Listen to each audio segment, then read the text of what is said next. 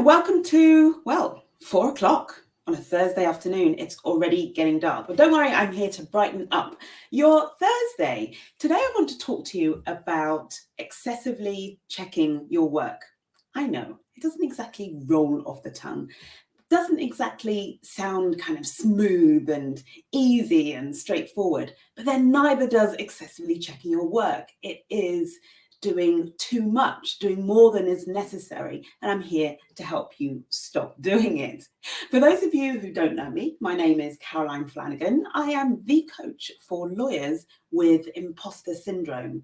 So I help you stop overthinking, stop overworking, and start getting more of the recognition that you deserve. I am typically here live talking about an issue that I know is an issue for you if you have imposter syndrome, especially if you're a lawyer with imposter syndrome. So I'm here typically every Monday, 5 p.m. GMT, talking about one of those issues. Those of you who are really alert today will have noted that it's not Monday, 5 p.m. It's Thursday at 4 p.m.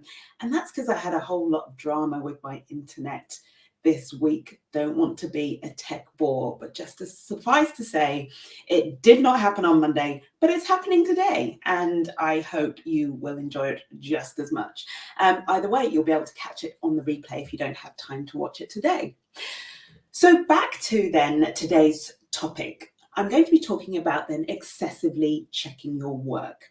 I'm going to talk about what it is, why you're doing it, what it's costing you, and of course, I'm going to give you the solution to help you stop doing it so that you can, get some of that time back. And I'll talk about the benefits of stopping doing that in a moment.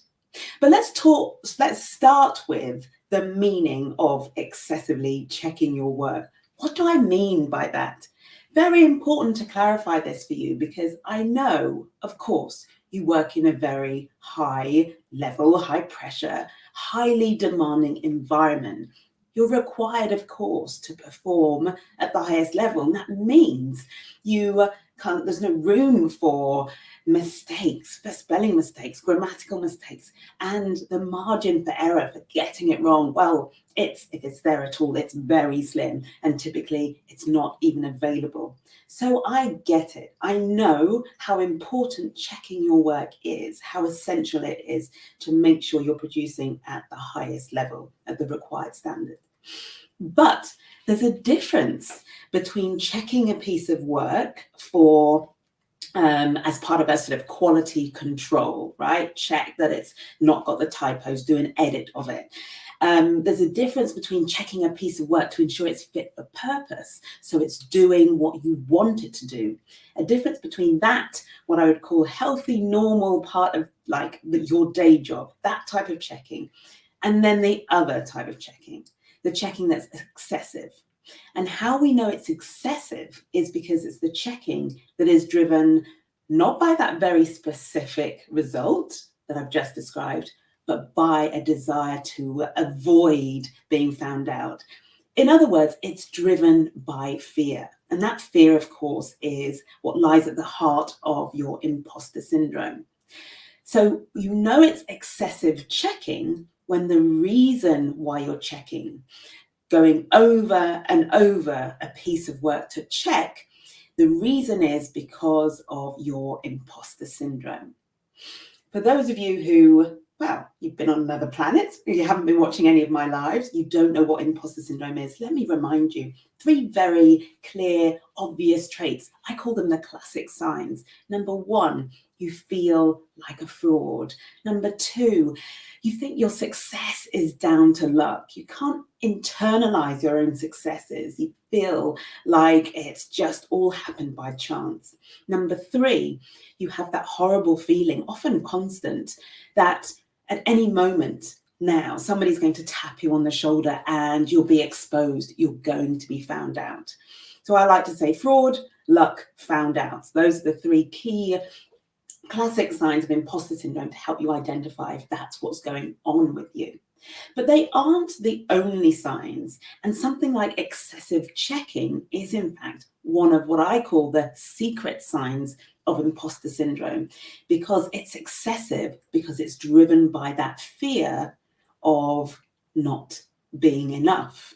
Now, your version of that fear could be not being experienced enough, not being educated enough, not being old enough, not being young enough, not being white enough, not being middle class enough, not being black enough, not being any form, any way in which you're comparing yourself to your peers, and you feel that everybody else has something that you don't, and therefore they are doing the job better than you or better suited to it. So excessive checking then is checking that comes from your imposter syndrome. How do you know that it's you? Well, first and foremost, if the words fraud, luck, and fear of being found out resonated with you, then the chances are somewhere in your approach to checking your work, there is some fear going on. It's fear driven, and therefore some of your checking is excessive. But those aren't the only signs. If you are someone who, when you sit down to check your work, you find that it always takes longer than you expected it to or you wanted it to, could be a really strong clue that you are excessively checking your work. If you are someone who, when you sit down to check your work, you feel, instead of feeling like focused and intentional about what you're doing and committed to getting it done, your overwhelming emotions while you're doing it are like they're feelings of stress, feeling anxious, that feeling afraid, feeling nervous, right? So while you're checking, if you have that horrible feeling, I feel experience anxiety always in the pit of my stomach, so I always know, very aware of when it's there. Perhaps you are too. So if you're aware that that's your feeling while you're checking your work, the chances are you are excessively checking your work because it's being driven by fear, by your imposter syndrome. Another sign that you might be excessively checking your work, when checking your work takes you as long, if not longer, than doing the work in the first place. So that effectively you're doing the job like maybe all over again, maybe twice, maybe 3 times. I see that a lot with clients who, for example, really struggle with delegating. Like they've come a really long way in learning to delegate, but because of that responsibility, right, for the work that's being produced, that's being submitted, obviously their job is to oversee that work and to give it a final check. But what I find some of my clients do is then when they're checking a delegate's work, they will check it and effectively redo it out of this fear. I've got to make sure there aren't any mistakes. I've got to check everything. Remember the distinction. It's different to redo something because it's not correct. It's quite something else to do it because you're afraid that it's not good enough. Again, it's been driven by this fear, by this need. A fourth reason or way that you can recognize if you are excessively checking your work, and that's if you never actually finish. So you never have that sense of completion when you're doing your work. What you do is you use all of the available time. So it could be that you've checked through it once, and in theory, you should be able to hand it over. Like you checked through it, you've checked through all the things you needed to, you should be able to hand it over, but you don't. You hold on to it. You think, I'll just go and check it one more time.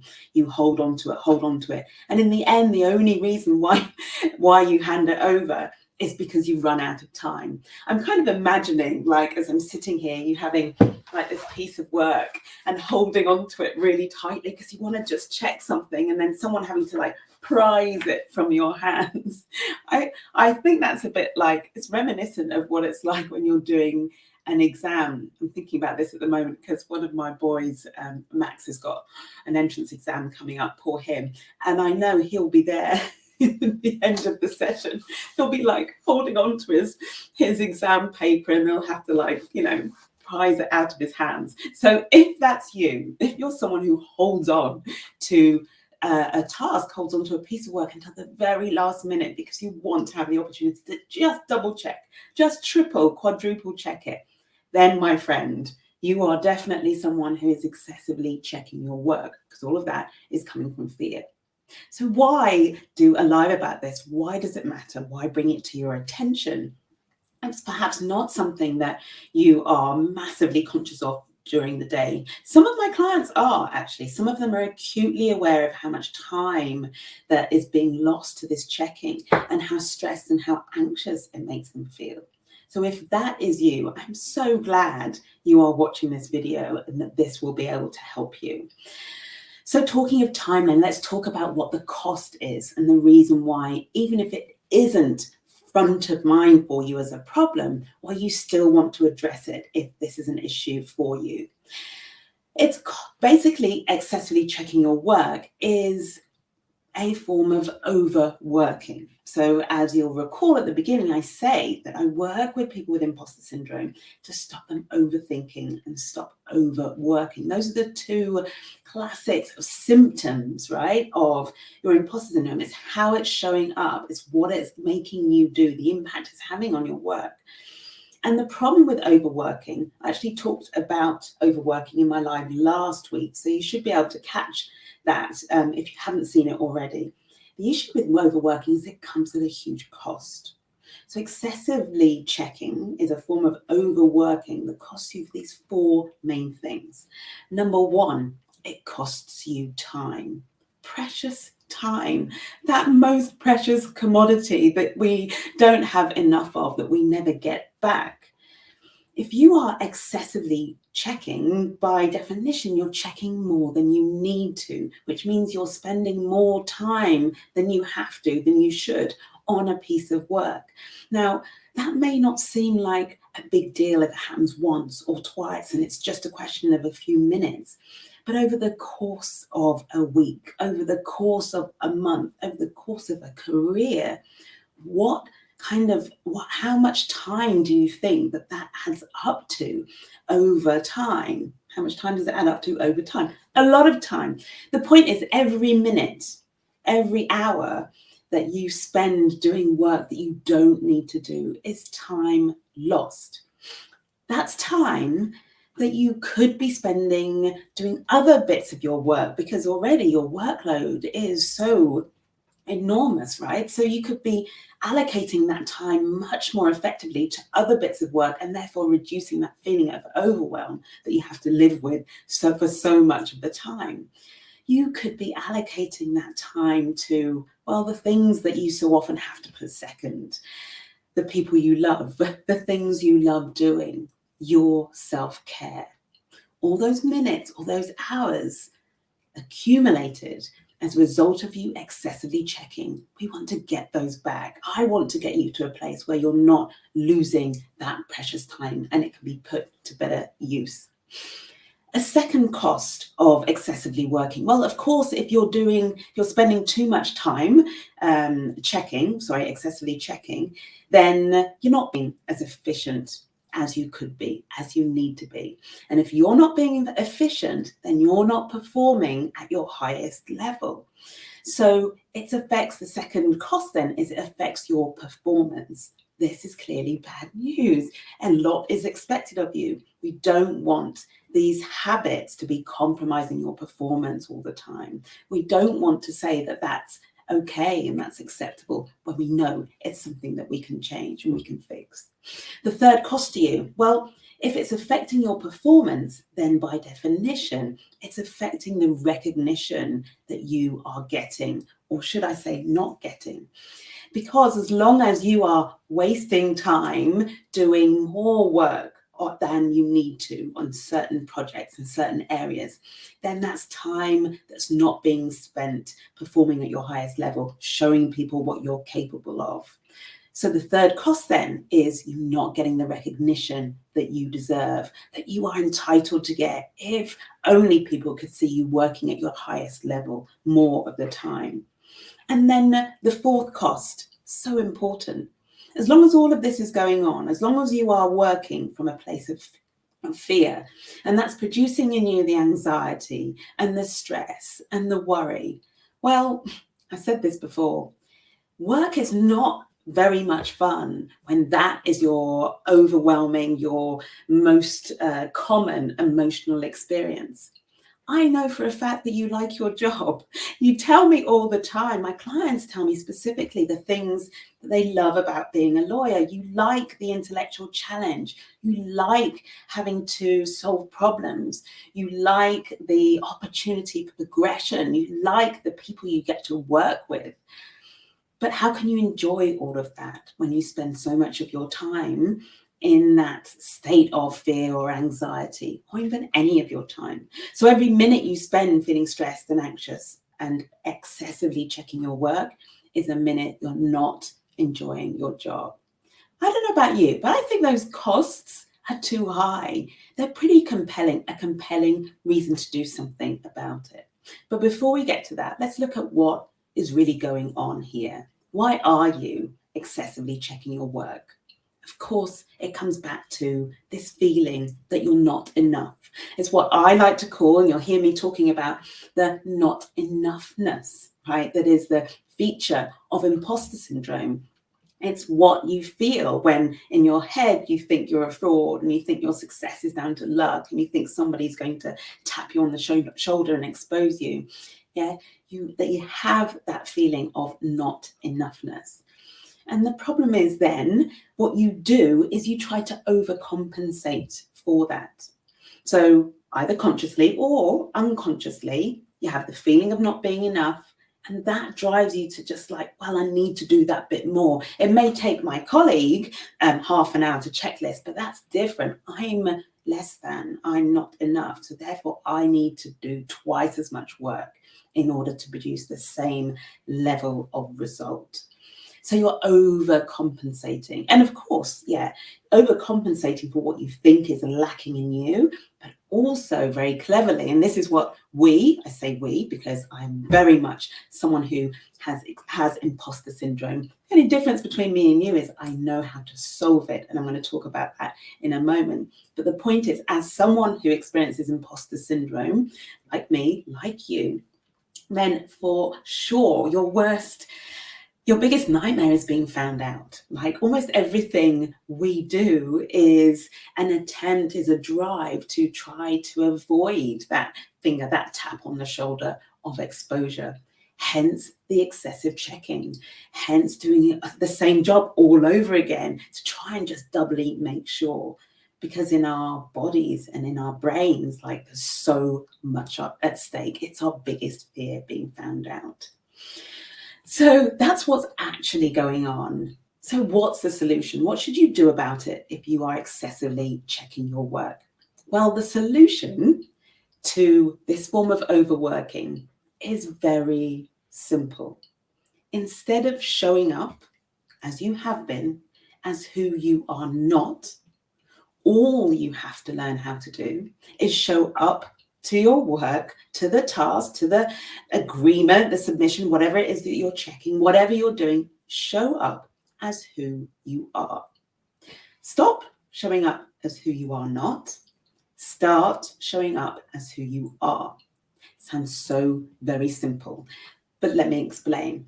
Showing up as who you are not.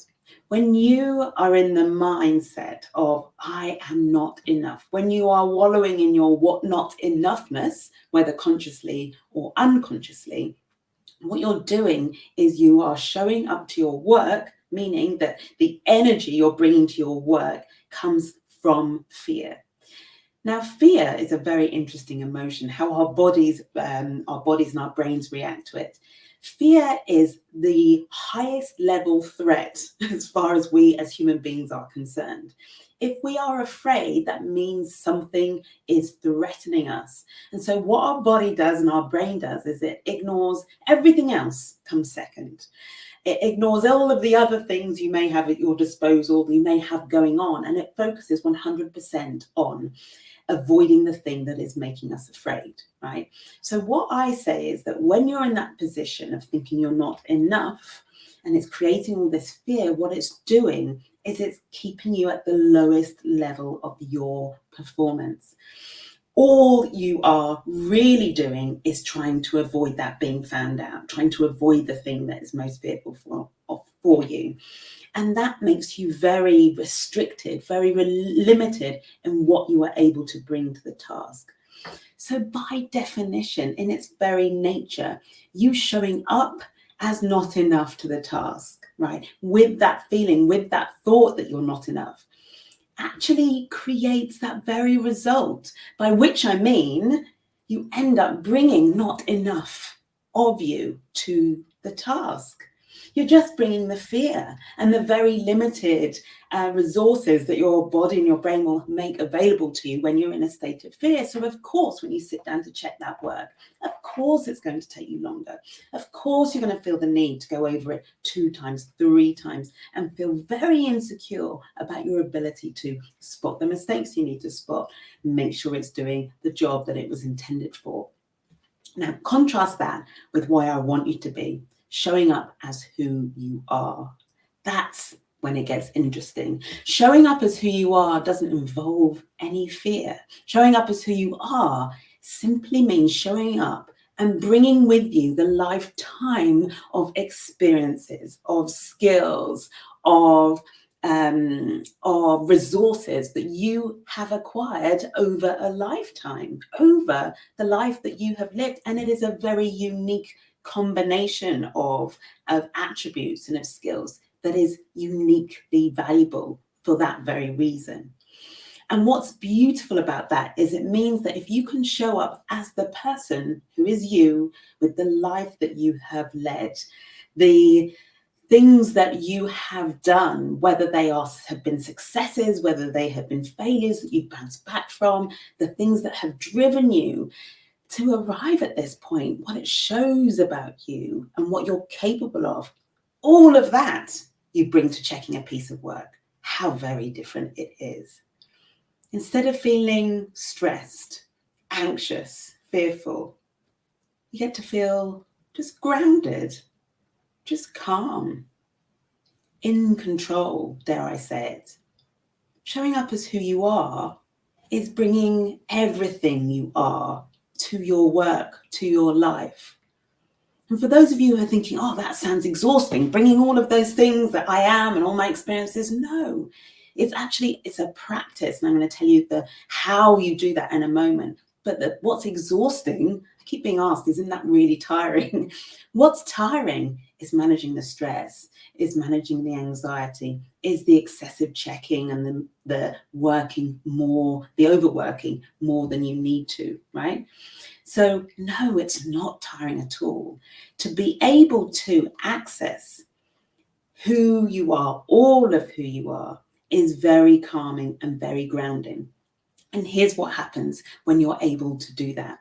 Suddenly you can approach whatever it is in front of you. And today we're talking about excessive checking. So whatever it is that you need to check, you can approach with, well, let's start with getting some clarity. Right. What is it that I need to do here? What is it I am checking for?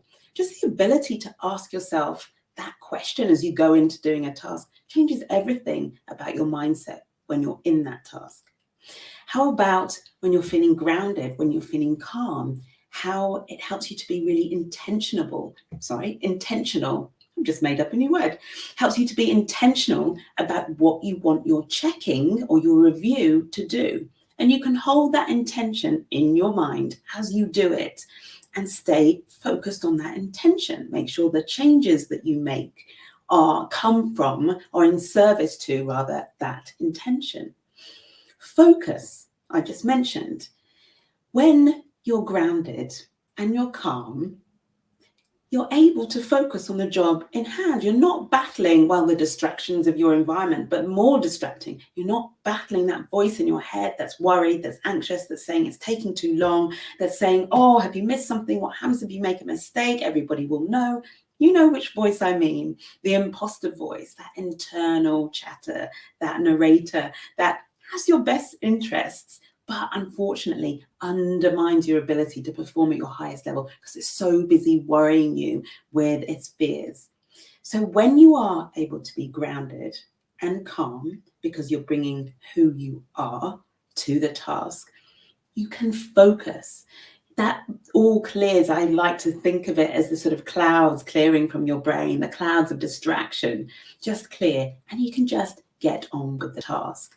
So this is what I do. As an example, many of you will know I've written a book called Be the First. And yes, you can just imagine the kind of checking that has to go into writing a book, the reviewing, the checking that it's saying what you want it to say, that the typos, the grammar, the content, so much to check. I had so much experience with this work last year. I just don't even want to don't even want to tell you what it was like. And of course, my imposter syndrome took me to a place where I wanted to just excessively, obsessively check. But every time I had to ground myself in who I am so that I could approach what I was doing from a place of calm and from being grounded and be able to be clear what I needed, what I was looking for, keeping my intention clear, making sure if I went off track, I could bring myself back, having that level of self-awareness. All of that is available to you when you show up as who you are. And I kind of went to move then, because it's showing up as who you are is a very intentional state. So let's talk about that then. Let's talk about how you do that. What does it mean to show up as who you are? And what it means is, well, again, simple, not necessarily so easy. Showing up as who you are just means showing up with 100% belief in you, in your unique value. As someone who suffers from imposter syndrome, from someone who suffers from imposter syndrome, I know that doesn't come naturally to you. It is not easy. What comes naturally is showing up as who you are not. So that's why we need a strategy. We need a practical tool to get us from that more natural state where our brains want to go immediately whenever we're in this high stress situation or work is being required of us. We need a tool to take us from not enough, from who we're not, into being more than enough and who we are. Now, I know the idea of 100% belief in yourself, it probably sounds quite daunting. And that's precisely why I created the imposter speech. So for those of you who aren't familiar with my work, the imposter speech is a powerful, practical tool, portable tool as well. You literally carry it around with you. It's a portable tool that is designed to help you develop 100% belief in your value. And it does this three ways. First of all, the process of creating your speech is what reveals all of that value to you. So when I talk about showing up as who you are and all of the lifetime of, let's call them assets, shall we? The lifetime of assets that you have been acquiring over the years, however old you are. This isn't an age thing. This is a lived life experience thing. So all of those assets, when you do the imposter speech process, it shows you what they are. It reveals the value to you. When you start to practice the imposter speech, you start to use it, apply it in a situation like when you're sitting down to check a piece of work, and before you go into it, because you have that awareness that you have imposter syndrome and you are someone who would tend to excessively check your work, to be able to say your imposter speech and in that moment, so practice using it in that moment, practice showing up as who you are. That regular practice starts to then reinforce who you are, reinforce that value. It really builds and builds that 100% belief. And then the third piece is I guess it's the commitment to using your imposter speech, which is really just a commitment to always consciously show up as who you are, to be in 100% belief with yourself. Every time you sit down to do a task, every time you face a challenge at work, a commitment to being 100% who you are, having that belief so that you can show up to that work at your highest level. So those three ways in which the imposter speech just reinforces it, builds that belief and makes it so strong until the point when, at a certain point, and you won't even realize that it's happening, you will just start to embody that 100% belief. It will just start to be available to you automatically. And I feel that's what, if nothing else, I am the living example of, is the commitment to using that tool over and over over the years that has resulted in me being able to identify, know when my imposter syndrome is being triggered, as it will always be. It's who I am. But so seamlessly be able to switch into 100% belief and the ability to show up as who I am so that I can operate at my highest level, which is what you're getting today, bringing my highest level. Yeah. I want you to just imagine what that would be like. Imagine having a tool, having a speech crafted by you, created, built from the essence of you, having that tool that you can just bring out in any given moment when your imposter syndrome is triggered. And for that to just be able to switch you from anxious and stressed and worried into grounded and calm and in control. Imagine if that was available to you. What would that be like? What would it be like to approach a piece of work that you have to check from the place of being grounded and calm and in control, and check that piece of work, not excessively, but the right amount, the amount that's required, which you know because you're intentional, you're focused, you've got clarity about what you're doing, and you're able to focus on that and avoid the distractions. So just get the job done in so much less time, because you don't have all that distraction and you're not showing up at your lowest level, you're showing up at your highest level. So imagine what that would mean for how much time you have in the day. Those little minutes you could shave off that would add up to something substantial that you could allocate to a different piece of work that you could then dedicate to spending with somebody you love, or looking after yourself, which is also someone you love and certainly should love. Like, imagine what a difference that would make. Imagine what a difference it would make if you were so much more efficient, so you'd perform better. And if you were performing better, you were becoming more, you would attract more recognition. And how different would it feel if you felt more grounded and calm in your work, so that actually you got the chance to enjoy those things about it, which I know are the reasons why you chose to be a lawyer in the first place. I want to leave you with that, just that possibility. One of my real kind of missions over the next year is to really start to challenge those of you who think that working and living all day with this constant anxiety and stress is something that you have to live with and something that you have to settle for. I want to challenge that. You may not feel it yet, but I, on your behalf, I am holding up higher standards for you about how you work, how you perform, but how you feel when you work. And I'm here to help you to achieve that. If not on my lives every week, then on the podcast, in the Facebook group community. There are so many different ways in which you can come along with me on this journey to, like, let's change the way you feel at work. Let's change the way you show up to your work so that you start clawing some of that back for yourself. So I hope you enjoyed this. I hope you found that, well, food for thought, if nothing else, but perhaps even something you want to pursue, to look further into. If you are new to my work, then best place to start, go to my website. I have a free guide, which is called The Secret Signs of Imposter Syndrome.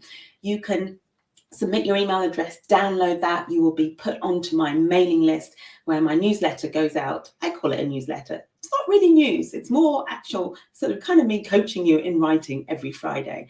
So it comes through lovely, free to your inbox every Friday morning, more or less.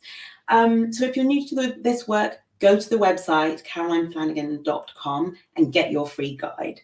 If you're familiar with this work and you'd just like to get a little bit more of it, engage perhaps with me a little bit on these issues, Not only if you agree wholeheartedly, I almost want to say even more so if there's something that you feel I haven't addressed, or if you want to challenge what I'm saying, I'd love to engage with you on this content. So the best place to do that is to come over to Facebook and join the Imposter Syndrome, Imposter Speech Facebook group.